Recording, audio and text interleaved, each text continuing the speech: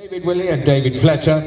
David has been the curator here for the last 15 years, and David Fletcher is the leading international authority on historical air fees. He's an author, he's now retired, but ladies and gentlemen, they're going to describe these vehicles to you. So a very warm welcome indeed to David Willey and David Fletcher. Thank you, Simon. Thank you. Shall I start with right? The first one is a YP408. It's a Dutch armoured personnel carrier. Although it looks like an 8-wheel drive vehicle, it's actually what we would describe as an 8x6. That is, it's got 6 driven wheels and another pair of wheels which aren't driven. And for those of you who are worried about it, it's the second pair that aren't driven. The front wheels are driven and the rear 4, but the second axle back is undriven.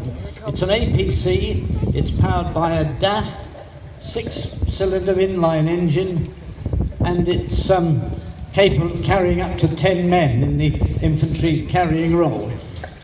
You can also find other versions of it.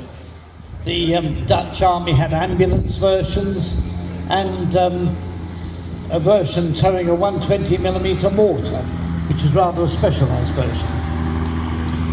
And for those of you who've got long memories, you may have had a ride in this if you came back to the Tank Museum or you went to the Tank Museum many moons ago. This was one of the first vehicles we used to give the public a ride in. Now we've retired it from doing that, and those of you who saw at lunchtime, the vehicle driving around is actually something called an M548, which is a load carrying vehicle that we put bus seats in the back. The Army got rid of them some years ago. We took a number here, and the Canadian Army kindly gave us a number as well. So we use those now for giving people a ride. This vehicle used to drive around the circuit, and as you can see, we've done a little work to it, and it's still going strong. Very sensibly, the Dutch who built the vehicle, they actually used a lot of truck parts. So again, it was a theme that was quite common after the war, trying to find a way of building military vehicles, but by using mass-produced components where possible.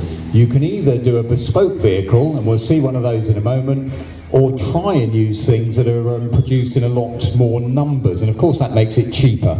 But the YP408 did see some service. It went with the UN forces to Lebanon, so the Dutch Army was there back in the late 60s and early 70s.